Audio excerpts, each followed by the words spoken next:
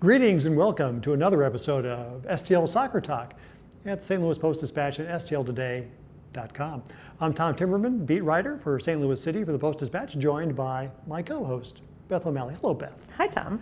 Hey, we don't have a tie to talk about this week because we don't have a game to talk about this week. You can't tie if you don't even play. That seems like something said in a movie at some point. You can't tie if you don't play, or you can't play if you don't tie. Let's not do that one. No. But in any case, kind of a quiet week, City, but they took the opportunity.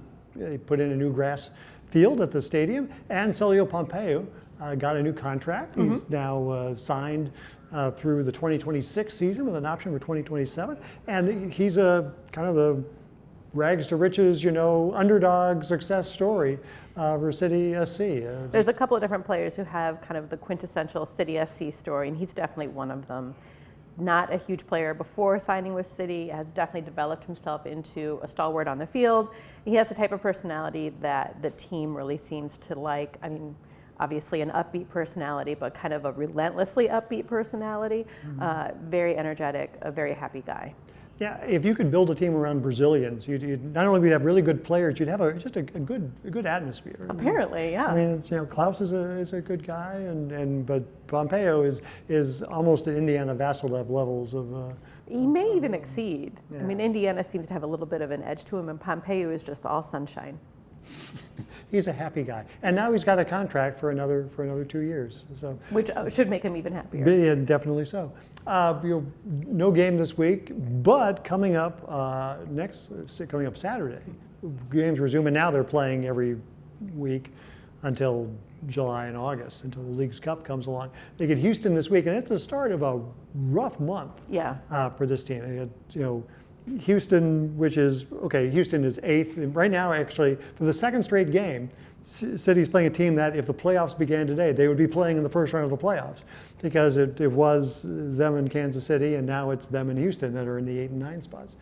But then they get Chicago, they get LAFC, they get Seattle, they get Cincinnati, and then they get Miami, which in the beginning of June. So, in Miami and Cincinnati, those are the top 2 teams in the Eastern Conference and 2 of the best teams in the league. And LAFC is one of the best teams in the Western Conference. So they got quite a month. It's a daunting May. I think I'm going to go ahead and channel Bradley Cornell when I say they're going to have to take it game by game.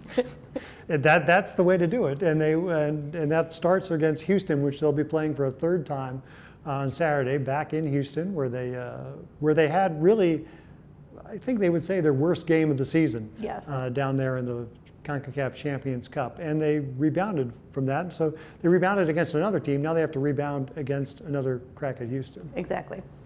On that note, what else do I want to say? There's new grass at the stadium. It'll be not as green when you get back there in a couple of weeks to see a game, but it'll be stronger, and it'll get them through the summer and the hot summer months coming up. All right. Okay. On that note, we talk about this more and all sorts of topics on the podcast, STL Soccer Talk, which you could find at this very same website, and plenty of news and notes throughout the week on the website as well, and in the print edition of the Post-Dispatch. So do yourself a favor and check that out. Until next week, for Beth, I'm Tom. Be seeing you.